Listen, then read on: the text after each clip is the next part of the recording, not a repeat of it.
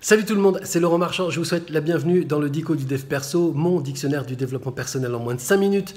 J'espère que vous allez bien. Aujourd'hui, on va parler d'un mot qui est un mot très répandu dans le développement personnel parce que c'est une sorte d'objectif très commun ou très souvent vu dans les demandes de nos clients. Ce mot-là, c'est la réussite. Qu'est-ce que c'est que la réussite?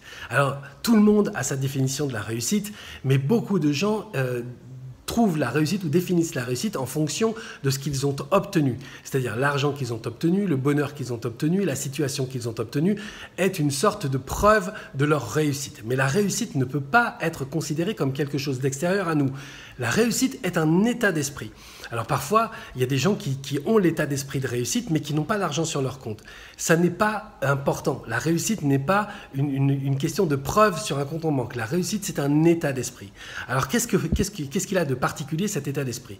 En fait, cet état d'esprit est une sorte de ligne de conduite que l'on va exprimer uniquement en fonction de son potentiel. C'est-à-dire qu'en gros, l'état d'esprit de la réussite ne s'exprime qu'à partir de ce que je ne suis pas encore. Okay? Ce que je ne sais pas que je suis capable de devenir et que je ne suis pas encore, mais vers lequel je vais aller pour faire l'expérience de moi. C'est quelque chose qui est une projection de soi vers quelque chose qui est une expérience de soi potentielle. Donc on peut parfaitement être fauché, on peut parfaitement être totalement seul ou dans une maison pourrie, etc. Mais d'avoir un vrai état d'esprit de la réussite parce qu'en fait, on ne se projette que dans des états potentiels qui sont des états améliorés de soi. Lorsqu'on est dans une période difficile et qu'on cherche à réussir, on va souvent aller chercher des motivations intérieures qui vont ressembler à l'état d'esprit de réussite. Et donc on va obtenir, avec cet état d'esprit intérieur, on va obtenir des résultats qui vont être des résultats qui vont ressembler à des réussites. Par exemple de l'argent, une maison, une voiture, je ne sais pas, une famille, du bonheur ou des choses comme ça. Et on va dire, c'est parce que j'ai ça que j'ai réussi. Et en réalité, pas du tout. Il y a des gens qui ont des maisons, il y a des gens qui ont des familles, qui ont de l'argent, qui ont des voitures, qui ont des belles montres, mais qui n'ont pas d'état d'esprit de la réussite parce qu'ils sont constamment inquiets de ce qu'ils pourraient perdre. Quelqu'un qui a l'état d'esprit de la réussite n'est pas inquiet de ce qu'il pourrait perdre. Celui qui a l'état d'esprit de la réussite sait que s'il perd, il le retrouvera. Donc il n'y a aucune inquiétude, il n'y a aucun stress à perdre les choses qu'on a acquis et dont on croit qu'ils sont les preuves de notre réussite. Il y a aussi quelque chose qui est très intéressant avec la réussite, c'est que la réussite, souvent, on essaye de la voir chez soi dans des moments où on ne va pas bien, dans des moments où on crève la dalle. Et donc, on développe un état d'esprit de la réussite et on obtient des conditions qui sont des conditions meilleures. Plus de confort dans notre environnement, plus d'argent sur notre compte, etc. Mais c'est pas là qu'on voit l'état d'esprit de la réussite. C'est à partir du moment où on a tout ça qu'on voit véritablement quelqu'un qui a l'esprit de la réussite.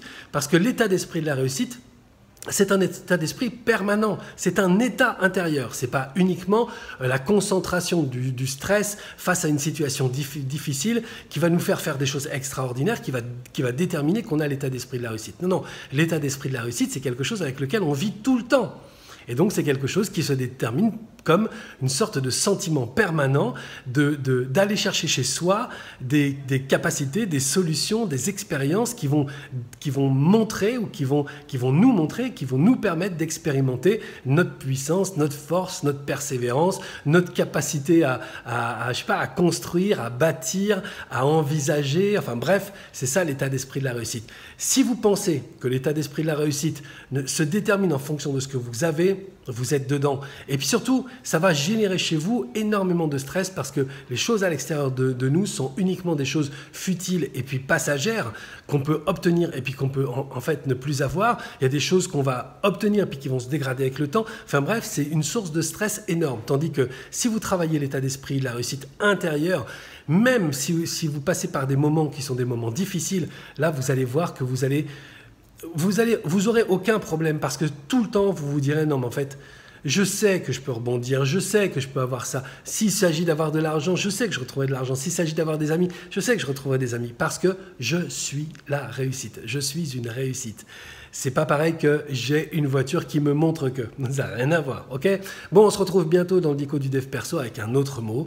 Et voilà, on continue de s'amuser. Ciao!